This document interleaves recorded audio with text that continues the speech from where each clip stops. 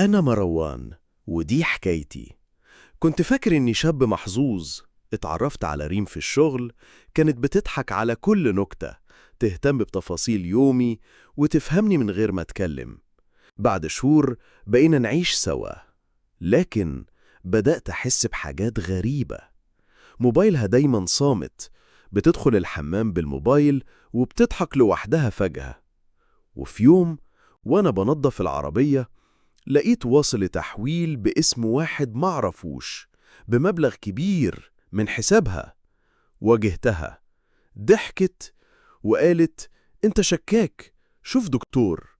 بس أنا كنت متأكد وقررت راقب. وفي ليلة نزلت فجأة وراها، لقيتها داخلة كافيه مع الراجل اللي في التحويل. كانوا قريبين جدا، بيمسكوا ايدين بعض. صورتهم وواجهتها تاني. المرة دي وشها ما كانش فيه خوف. قالت لي: "عارف من بدري إنك هتشوف، وده جزء من الخطة." الخطة؟ لقيت نفسي اليوم اللي بعده في المستشفى.